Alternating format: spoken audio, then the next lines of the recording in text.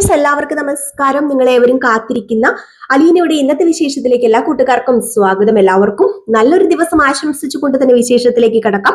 Like ചെയ്യാനും hype ചെയ്യാനും ഒന്നും മറക്കരുത്. അപ്പൊ ഞാൻ നേരെ വിശേഷത്തിലേക്ക് തന്നെ പോവുകയാണ്. തുടങ്ങുമ്പോൾ തന്നെ കാണിക്കുന്ന സീൻ എന്ന് പറഞ്ഞിട്ടുണ്ടെങ്കിൽ നമ്മുടെ വൈജി ആണെങ്കിൽ ബബിതയോടും കൃഷ്ണമോളോടും പണി ചെയ്യുന്ന കാര്യത്തെക്കുറിച്ച് പറയാണ്. 4 ദിവസമായി വീട്ടിലെ വേലക്കാരി വന്നിട്ട്. അപ്പൊ അതിന്റെ ഭയങ്കരമായിട്ടുള്ള ക്ഷീണത്തിലാണ് വൈജ ഉള്ളത്. വീട്ടിലെ പണി, ഓഫീസിലെ പണി, അങ്ങനെ ആകെ മൊത്തം എല്ലാ പണിയും നമ്മുടെ വൈജ ചെയ്ത് തീർക്കണമല്ലോ. ഒടുവില് ബബിത സമ്മതിച്ചു. ബബിത പറഞ്ഞു, അമ്മയ്ക്ക് എന്താ, ഞങ്ങളിപ്പോ ജോലി ചെയ്യണം, അടുക്കള കയറി ജോലി ചെയ്യണം, അതാണല്ലോ അമ്മയുടെ പ്രശ്നം, ഞങ്ങൾ അടുക്കളയിൽ കയറാം, ജോലി ചെയ്യാം എന്ന് പറഞ്ഞ് നമ്മുടെ ബബിത നേരെ കിച്ചണിലേക്ക് പോവുകയാണ് കേട്ടോ. അപ്പോഴത്തേക്കും കൃഷ്ണമോള് പറഞ്ഞു, അമ്മയ്ക്ക് ഇതിന്റെ വല്ല കാര്യം ഉണ്ടായിരുന്നോ? ഈ പറയുന്ന ബബിത ചേച്ചിയാണെങ്കിലും രോഹിതേട്ടനാണെങ്കിലും ഞാനാണെങ്കിലും എല്ലാ ജോലിയും ചെയ്തുകൊണ്ടിരുന്നതല്ലേ. ഈ വീട്ടില് സകല പണി ടു ഇസഡ് വരെയുള്ള പണികൾ ഞങ്ങൾ ചെയ്തുകൊണ്ടിരുന്നതാണ്. അപ്പം അമ്മയ്ക്ക് അലീന ചേച്ചിയോടുള്ള വിരോധം തീർക്കാൻ വേണ്ടി അലീന ചേച്ചിയോടുള്ള കലിക്ക് ഞങ്ങളോട് ജോലി ചെയ്യണ്ട എന്ന് പറഞ്ഞ ഒരു വേലക്കാരിനെ കൊണ്ടുപോയി ഇവിടെ നിർത്തി. എന്നിട്ടിപ്പോ എന്താ പറ്റിയത്? വേലക്കാരിയുടെ വാട്ടിന് പോയി. ഇപ്പൊ ലാസ്റ്റ് അമ്മ തന്നെ എല്ലാ ജോലിയും ചെയ്യേണ്ട വന്നില്ലേ. ഇതാണ് പറയുന്നത്. ഇളയവര് പറയുന്ന കാര്യവും കുറച്ചൊക്കെ കേൾക്കണം, ഇല്ലെങ്കിലേ ഇങ്ങനെ ഇരിക്കും, 8ന്റെ പണി കിട്ടും എന്ന് പറഞ്ഞപ്പോഴത്തേക്കും നമ്മുടെ വൈജ പറഞ്ഞു, കൃഷ്ണമോളെ നീ ചെറിയ വായിൽ വലിയ വർത്താനം പറയാൻ നിൽക്കരുതേ. ഞാൻ നിന്നോട് ജോലി ചെയ്യാൻ വരാൻ പറഞ്ഞോ? ഇല്ലല്ലോ. ഓഹോ, അപ്പൊ ഞാൻ അടുക്കളയിൽ കയറണ്ട, ജോലി ചെയ്യണ്ട? നീയും അടുക്കളയിൽ കയറണം, ജോലി ചെയ്യണം. ഈ വീട്ടിലെ എല്ലാവർക്കും ഒരേ അവകാശം ഇവിടെ ജോലി ചെയ്യാനുള്ള. ഇവിടെ ഇനിയിപ്പൊ നാളെ മുതല് ഭക്ഷണം കഴിക്കണമെങ്കിൽ നിങ്ങൾ തന്നെ ജോലി ചെയ്ത് ഭക്ഷണം ഉണ്ടാക്കി കഴിക്കേണ്ട വരും. അത് ഞങ്ങൾക്ക് സിമ്പിൾ ആണല്ലോ അമ്മേ. ഞങ്ങൾക്ക് ജോലി ചെയ്ത് ഭക്ഷണം ഉണ്ടാക്കി കഴിക്കാനേ യാതൊരു മടിയോ പ്രയാസമോ ഒന്നുമില്ല. അതെ, ഞാൻ ഇപ്പൊ രോഹിതേട്ടനെ വിളിച്ചോണ്ട് വരാം. വിദേശ കിച്ചണിലേക്ക് പോയിട്ടുണ്ടല്ലോ, ഇപ്പൊ തന്നെ രോഹിതേട്ടനെ വിളിച്ചോണ്ട് വന്നിട്ട് ഇവിടുത്തെ പണികൾ നമുക്ക് എല്ലാവർക്കും ഒന്ന് ചെയ്യാന്നേ. അതിനിപ്പോ എന്താ പ്രശ്നം ഇരിക്കുന്നത്? ഞാനേ രോഹിതേട്ടനെ വിളിക്കാൻ പോട്ടെ. രോഹിതേട്ടാ എന്നും പറഞ്ഞുകൊണ്ട് നമ്മുടെ കൃഷ്ണമോള് രോഹിത്തിനെ വിളിക്കാൻ വേണ്ടി പോയി. ഈ സമയത്താണെങ്കിലോ ബബിത നേരെ കിച്ചണിൽ ചെന്നു. അപ്പൊ കിച്ചണിൽ ചെന്നിട്ട് നമ്മുടെ ബബിതയ്ക്കും കൃഷ്ണമോൾക്കും കുറച്ച് അടുക്കും ചിട്ടയും കാര്യങ്ങളൊക്കെ അലീന പറഞ്ഞു കൊടുത്തിട്ടുണ്ട്. അതനുസരിച്ച് അവര് പണി ചെയ്യാൻ നിൽക്കത്തുള്ളൂ. അപ്പൊ എന്ത് ചെയ്യുന്നു, നമ്മുടെ ബബിത അകത്ത് കയറിയിട്ട് ആ ഒരു അടുക്കും ചിട്ടയിലും അലീന പറഞ്ഞ രീതിയിലൊക്കെയാണ് പണി ചെയ്യാൻ തുടങ്ങുന്നത്. അപ്പോഴത്തേക്കാണെങ്കിലോ ആ പണിയൊക്കെ നമ്മുടെ വൈജ പറയുന്നത് പോലെ തന്നെ ചെയ്യണം എന്നാണ് വൈജ പറയുന്നത്. അങ്ങനെ ബബിത എന്തോ എടുക്കുകയും മാറ്റുകയും വെക്കുകയും ഒക്കെ ചെയ്തപ്പോഴത്തേക്കും അത് അങ്ങനെയല്ല, അത് ഇങ്ങനെയാണ് എന്ന് പറഞ്ഞപ്പോഴത്തേക്കും നമ്മുടെ വൈജ അല്ല ബബിത പറഞ്ഞു, അത് പിന്നെ അമ്മ അത് അങ്ങനെയല്ല, അലീന ചേച്ചി ഞങ്ങളെ ഇങ്ങനെ പഠിപ്പിച്ചേക്കുന്നത്, അലീന ചേച്ചി ഇങ്ങനെ ചെയ്യാനാ പറഞ്ഞേക്കുന്നത്, അപ്പൊ പിന്നെ ഞങ്ങൾ അത് ഇങ്ങനെ ചെയ്താ പോരെ. അപ്പൊ പറഞ്ഞു, അലീന ചേച്ചി ചെയ്യുന്നതല്ല, അലീന ചേച്ചി ചെയ്യുന്നത് പോലെ അല്ല ഇവിടെ ചെയ്യേണ്ടത്. ഞാൻ പറയുന്നത് പോലെ, ഞാൻ പറയുന്ന രീതിയിൽ എന്റെ അടുക്കള കാര്യങ്ങൾ ചെയ്താൽ മതി. അല്ലാതെ അലീന ചേച്ചി തന്നതും പഠിപ്പിച്ചു തന്നതൊന്നും ഇവിടെ ചെയ്യാൻ പറ്റത്തില്ലെന്ന് പറഞ്ഞപ്പോഴത്തേക്കും അതെന്തൊരു കളിയാമ്മ ഇത്. അലീന ചേച്ചി ചെയ്യുന്നത് പോലെ ചെയ്യാൻ പറ്റത്തില്ല. ഞങ്ങളെ 4 പേര് ഇവിടെ ചെയ്തോണ്ടിരുന്ന എങ്ങനെയാണോ അതുപോലെ ചെയ്തോളാന്ന് പറഞ്ഞപ്പോഴത്തേക്കും നിങ്ങൾ 4 പേര് ചെയ്തോണ്ടിരുന്ന പോലെ ചെയ്താൽ മതി. ഇവിടെ ഏതായാലും 4 പേരുണ്ടല്ലോ, 4 മക്കളുണ്ടല്ലോ. എല്ലാത്തിനെയും കൊണ്ടും സത്യം പറഞ്ഞു കഴിഞ്ഞിട്ടുണ്ടെങ്കിൽ ഈ 4 എണ്ണത്തിനെയും കൊണ്ട് ഞാൻ തോറ്റിരിക്കാന്ന് പറയുമ്പോഴത്തേക്കും 4 എണ്ണോ? ഏത് 4 എണ്ണം? 4 മക്കളോ? 3 മക്കളല്ലേ? അമ്മയ്ക്ക് 4 മക്കളുണ്ടോ എന്നൊക്കെയുള്ള ചോദ്യം വീണ്ടും വീണ്ടും ഇങ്ങനെ ആവർത്തിച്ച് നമ്മുടെ ബബിത ചോദിക്കാം.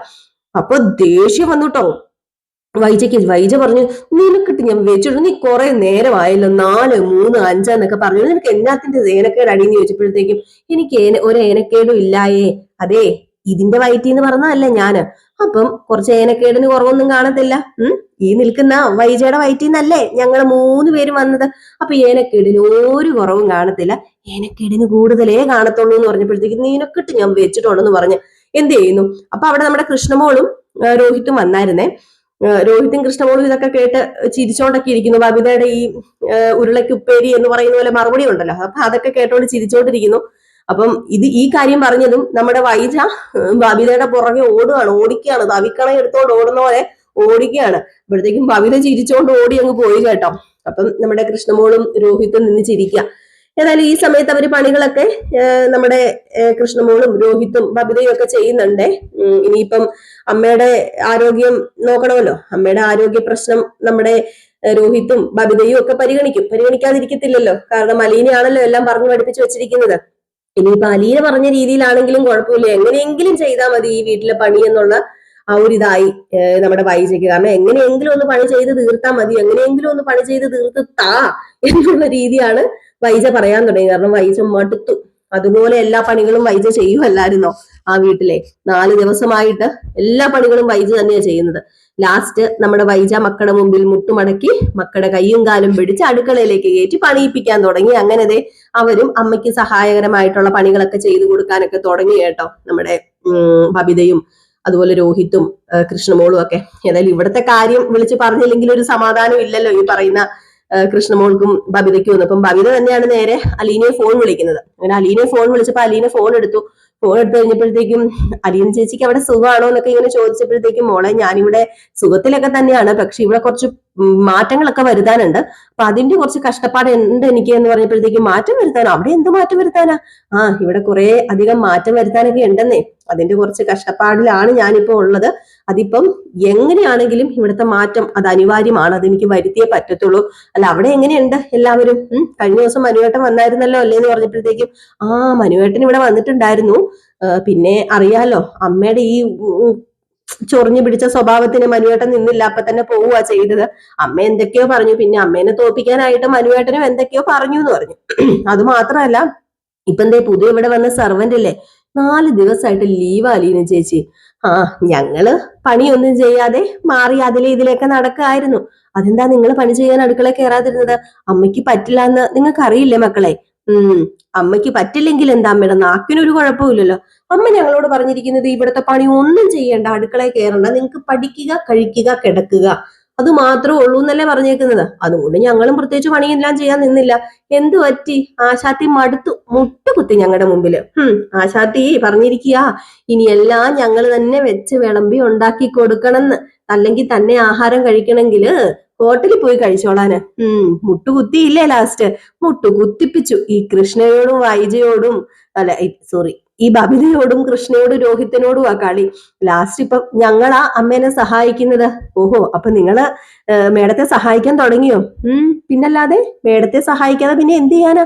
വല്ലവും വെച്ചുണ്ടാക്കി കഴിക്കണ്ടേ? ഈ വയറ്റിലേക്ക് വല്ലതും ചെല്ലണ്ടേ? അപ്പൊ പിന്നെ ഞങ്ങൾ തന്നെ ഇറങ്ങി പുറപ്പെട്ടു. പിന്നെ ഇപ്പോഴും കുറെ പരിഷ്കാരങ്ങളൊക്കെ വരുത്താൻ വേണ്ടി ഞങ്ങളുടെ അമ്മ ശ്രമിക്കുന്നുണ്ട്. അലീന ചേച്ചി എന്ന് പറയുന്ന പേര് കേട്ടാല് യാതൊരു കുറവുമില്ല.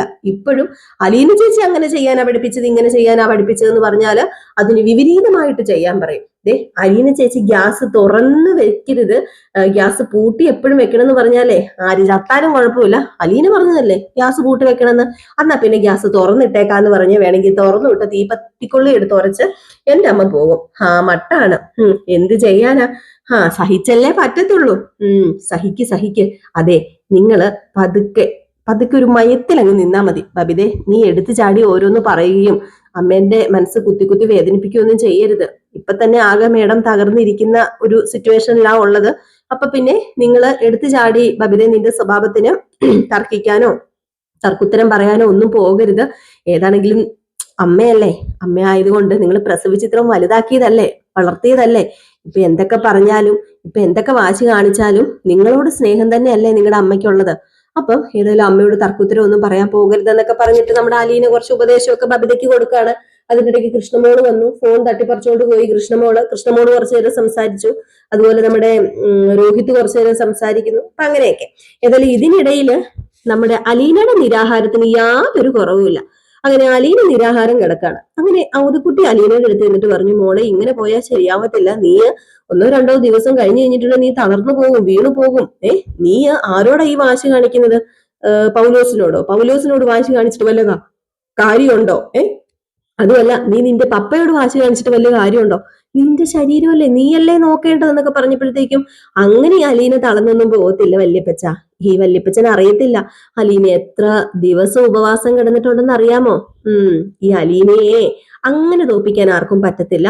അലീന അങ്ങനെ വീഴാനും പോകുന്നില്ല. അല്ല മോളെ, ഞാനൊരു കാര്യം പറയാം, നീ ഒരു കാര്യം ചെയ്യ്. നിരാഹാരം കിടക്കാണെന്നൊക്കെ എല്ലാരും കരുതിക്കോട്ടെ, ഞാൻ നിനക്ക് അടുക്കളയിൽ നിന്ന് എന്തെങ്കിലും ആഹാരം എടുത്തോണ്ട് തരാം. ഓ പിന്നെ എനിക്കറിയാം, ഈ സഹാക്കന്മാരൊക്കെ ഉണ്ടല്ലോ ഇങ്ങനെ മറിഞ്ഞിരുന്ന് ഭക്ഷണം കഴിക്കുന്നതൊക്കെ ഞാൻ കേട്ടിട്ടുണ്ട്. ഈ രാഷ്ട്രീയക്കാരൊക്കെ അങ്ങനെ തന്നെയാന്ന് എനിക്കറിയാം. അവര് നിരാഹാരമാണെന്ന് പറഞ്ഞ് കിടന്നിട്ട് അവര് പന്തലിന്റെ മറവിൽ ചെന്നിരുന്ന് ഭക്ഷണം കഴിക്കും. അതുപോലെ ഈ അലീനയെ ഭക്ഷണം കഴിക്കാനായിട്ട് കിട്ടത്തില്ല. ഈ അലീന ഒരു കാര്യം പറഞ്ഞാലും ഏറ്റത് തന്നെയാ. എന്റെ പപ്പ എപ്പം നന്നാവുന്നോ അന്ന് മുതലേ ഈ അലീന ഭക്ഷണം കഴിക്കത്തുള്ളൂ. അടുക്കളയിലെ ചിട്ടവട്ടങ്ങളും കാര്യങ്ങളും ഒക്കെ ഞാൻ പറയുന്ന രീതിയിൽ ക്രമീകരിക്കുകയാണെങ്കിൽ ഈ അലീന ആഹാരം കഴിക്കും. ഇല്ലാതെ കഴിക്കത്തില്ല. വല്യപ്പച്ചൻ എന്തൊക്കെ പറഞ്ഞാലും ഈ വല്യപ്പച്ചന്റെ കൊച്ചുമോളെ, അതും സ്റ്റാൻലി ആരാ? വല്യപ്പച്ചന്റെ മോനല്ലേ? വല്യപ്പച്ചൻ അറിയാലോ വല്യപ്പച്ചന്റെ മോന്റെ വാശി. അതുപോലെ സ്റ്റാൻലിയുടെ മകളാണ് ഈ ഞാനെങ്കില് ഞാന് നിരാഹാരം അവസാനിപ്പിക്കത്തില്ല. ഞാൻ പറയുന്ന കണ്ടീഷനൊക്കെ സമ്മതിക്കാതെ ഒരിക്കലും അവസാനിപ്പിക്കത്തില്ല എന്ന് പറഞ്ഞു. അപ്പോഴത്തേക്ക് നമ്മുടെ വല്യപ്പച്ചൻ പറഞ്ഞു, എന്താ മോളെ ഇതിപ്പോ ഞാൻ എന്താ ചെയ്യേണ്ടതെന്ന് എനിക്കറിയില്ലല്ലോ. നിന്നോട് പറയുന്നു, സ്റ്റാൻലിയോട് പറയുന്നു. രണ്ടുപേരും, അതായത് സ്റ്റാൻലി നല്ല കേട്ടോ, ലാലിച്ചൻ എന്നാണ് നമ്മുടെ ഔദക്കുട്ടി പറയുന്നത്. നിന്നോട് പറയുന്നു, ലാലിച്ചനോട് പറയുന്നു, നിങ്ങൾ രണ്ടും ഇങ്ങനെയാണെങ്കിൽ ഞാൻ എന്ത് ചെയ്യാനാന്ന് പറഞ്ഞിട്ട് ഔദക്കുട്ടി അങ്ങ് പോയി. ഏതായാലും ഈ സമയത്ത് നമ്മുടെ സ്റ്റാൻലിയുടെ മനസ്സ് കുറച്ച് കുലുങ്ങുന്നു അനങ്ങുന്നു ഒക്കെ ഉണ്ട് കേട്ടോ. അപ്പം നമ്മുടെ സ്റ്റാൻലി നേരെ അലീനയുടെ അടുത്തേക്ക് വന്നു. അലീനയുടെ അടുത്തേക്ക് വന്നിട്ട്, നീ ആഹാരം ഒന്നും കഴിക്കുന്നില്ല, നീ എന്താ ആഹാരം കഴിക്കാത്തത്? നീ പോയി ആഹാരം കഴിക്കാൻ നോക്ക്, സ്വന്തം ശരീരം കളയരുത്, കേടാക്കരുത് എന്നൊക്കെ പറഞ്ഞപ്പോഴത്തേക്കും, ഓ, സ്വന്തം ശരീരം കളയരുത്, കേടാക്കരുത് അല്ലേ? ഞാൻ പറയുന്ന കണ്ടീഷനൊന്നും പപ്പയ്ക്ക് അംഗീകരിക്കാൻ പറ്റത്തില്ലല്ലോ. പിന്നെ എന്തിനാ എന്നെ കൊണ്ട് ഭക്ഷണം കഴിപ്പിക്കാൻ നിൽക്കുന്നേ? അല്ലെങ്കിലും എന്നോട് സ്നേഹമൊന്നുമില്ലെന്ന് എനിക്കറിയാം. എന്നോട് സ്നേഹമുള്ളത് എന്റെ അച്ഛനാ. എന്റെ അച്ഛന് മാത്രമേ എന്നോട് സ്നേഹമുള്ളൂ. അറിയാമോ, എന്റെ അച്ഛൻ ഞാന് നിരാഹാരം കിടന്നു കഴിഞ്ഞാല് എന്റെ അടുത്ത് വന്ന് ഇരുത്തി എനിക്ക് ചോറ് വാരി തന്നെ കഴിപ്പിക്കും. അതാ എന്റെ അച്ഛൻ.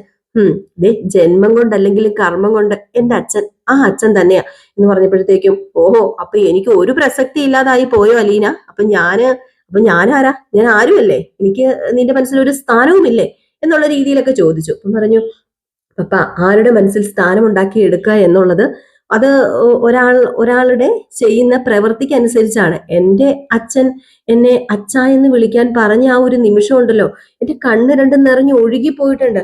കാരണം ഞാൻ ഈ ലോകത്ത് ആദ്യമായിട്ട് അച്ഛ എന്ന് വിളിച്ചത് അത് എന്റെ അച്ഛനെ തന്നെയാ. അപ്പം ഞാൻ ആ അച്ഛനെ അച്ഛനായിട്ടല്ലാതെ പിന്നെ ആരായിട്ടാ കാണേണ്ടത്? ഈ നിൽക്കുന്ന എന്റെ പപ്പായനേക്കാളും ഒരു പൊടി മുൻതൂക്കമെങ്കിലും ഞാൻ എന്റെ അച്ഛന് കൊടുക്കണുണ്ടെങ്കിൽ അച്ഛൻ എന്നെ അതുപോലെ സ്നേഹിച്ചിട്ടാ, അച്ഛൻ എന്നെ അതുപോലെ പരിഗണിച്ചിട്ടാ. ഞാൻ ഒരു നേരം ഭക്ഷണം കഴിക്കാതിരുന്നാല്, ഞാൻ ഒരു നേരം മിണ്ടാതിരുന്നാല് ഓടി വന്ന്, എന്താ മോളെ നിനക്ക് പറ്റിയതെന്ന് ഒരു വാത്സല്യത്തോടു കൂടി, ഒരു സ്നേഹത്തോടു കൂടി ഞാൻ കേട്ടിട്ടുള്ളത് ആ അച്ഛന്റെ വായിൽ നിന്നാ. അപ്പൊ പിന്നെ ആ അച്ഛനെ എനിക്ക് മറക്കാൻ പറ്റുമോ? അതാ ഞാൻ പറഞ്ഞത്, ആ അച്ഛനായിരുന്നെങ്കിലേ ഞാൻ പറയുന്നതൊക്കെ കേട്ടേനെ, ആ അച്ഛനായിരുന്നെങ്കിൽ ഞാൻ പറയുന്നതൊക്കെ അനുസരിച്ചേനെ.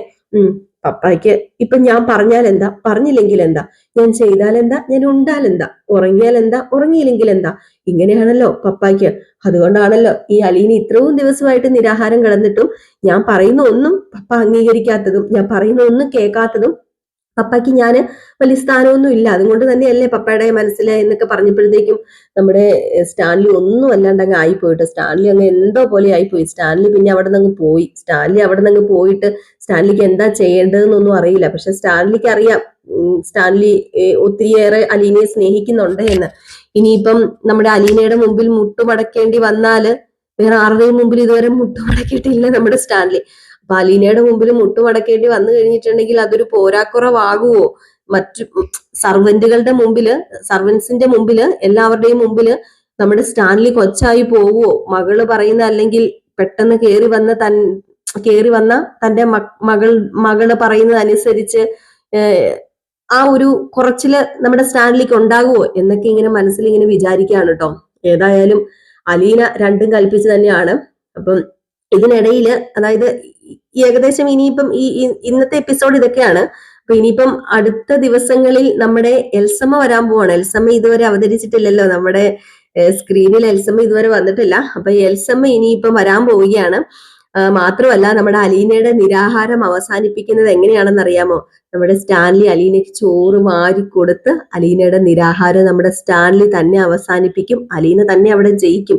അലീന ജയിച്ചാലും അവിടെ ജയിക്കുന്നത് സ്റ്റാൻലി തന്നെയാണെന്ന് സ്റ്റാൻലിക്ക് ഇപ്പൊ അറിയില്ല, പതിയെ നമ്മുടെ സ്റ്റാൻലിക്ക് മനസ്സിലാകും. കാരണം അലീന ഈ കാണിക്കുന്നതും ചെയ്തു കൂട്ടുന്നതും എല്ലാം ഈ ദൂർത്തടിപ്പും ഈ സെർവൻസ് ഒക്കെ കാണിക്കുന്ന നെറുകേടും ഒക്കെ അവസാനിപ്പിക്കാൻ വേണ്ടി തന്നെയാണ്. അപ്പൊ അതുകൊണ്ട് തന്നെ നമ്മുടെ അലീനെ അല്ല അവിടെ ജയിക്കുന്നത്, സ്റ്റാൻലി തന്നെയാണ് ജയിക്കുന്നത്.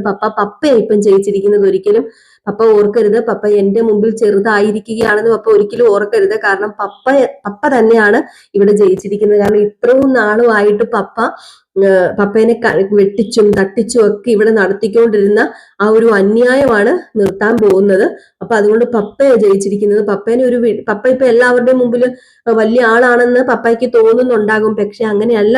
പപ്പ എല്ലാവരുടെയും മുമ്പിൽ വിഡ്ഢിയായിട്ടാണ് നിൽക്കുന്നത്. ഇവിടുത്തെ സർവന്റ് ഒക്കെ പപ്പനെ വെറും വിഡ്ഢിയാക്കി വെച്ചിരിക്കുകയാണ്. അപ്പൊ അതുകൊണ്ടാണല്ലോ ഇങ്ങനെ ഓരോ സാധനങ്ങൾ ഇവിടുന്ന് കടത്തിക്കൊണ്ട് കൊടുക്കുകയൊക്കെ ചെയ്യുന്നത്.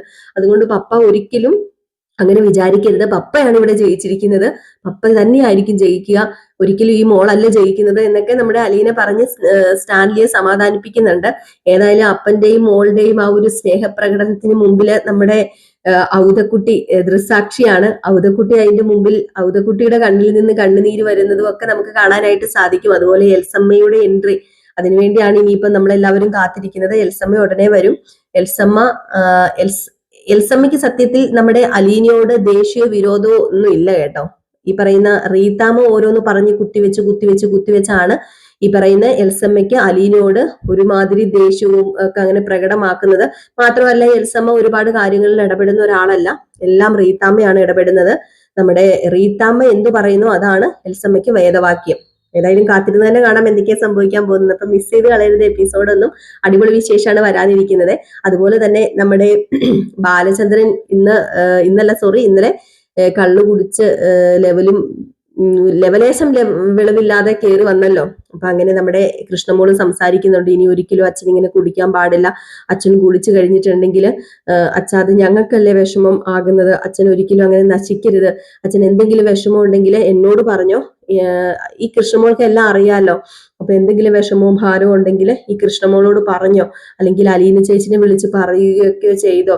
ഒരിക്കലും ഇനി മദ്യപിക്കരുത്, ഞങ്ങളുടെ അച്ഛനെ എന്ന് ഞങ്ങൾക്ക് വേണം, ഞങ്ങൾക്ക് കാണണം എന്നൊക്കെ പറഞ്ഞ് നമ്മുടെ കൃഷ്ണമോള് ബാലചന്ദ്രന്റെ അടുത്ത് ഇങ്ങനെ ചെന്ന് ഓരോ കാര്യങ്ങളൊക്കെ സംസാരിക്കുന്നുണ്ട് കേട്ടോ. അപ്പം നെക്സ്റ്റ് വീഡിയോ ആയിട്ട് കാണാം. ലൈക്ക് ചെയ്യാനും ഹൈപ്പ് ചെയ്യാനും ഒന്നും മറക്കരുത് കേട്ടോ. അപ്പം ടാറ്റാ, ബൈ ബൈ.